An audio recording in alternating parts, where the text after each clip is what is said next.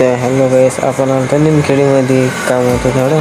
ते काम घेऊन केलं मग आपल्याला काय माहीत नव्हता की बँड येणार आहे. ते निघालो रस्त्यानं पाहिलं तर बँड येईल होता मग निमखेडी गावामध्ये. तो कशासाठी आलता पुढे सांगतो तुम्हाला. मग कशासाठी बँड आलता तो बँडचं नाव कमेंट करून सांगा बरं. तर मग गाडीच्या खाली बँडची क्वांटिटी लय भारी होती बा.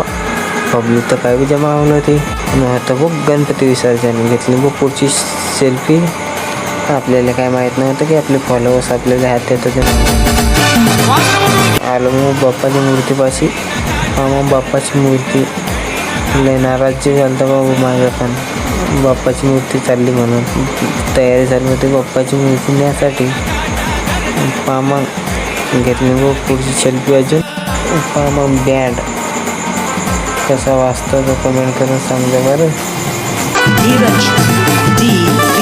मग गाडीवर बँडच्या वरती घेतली मग सेल्फी. मग एकटं गाणं म्हणत होतं. मग म्हटलं म्हणा मग तुम्ही गाणं मी पाहायचं तुम्हाला.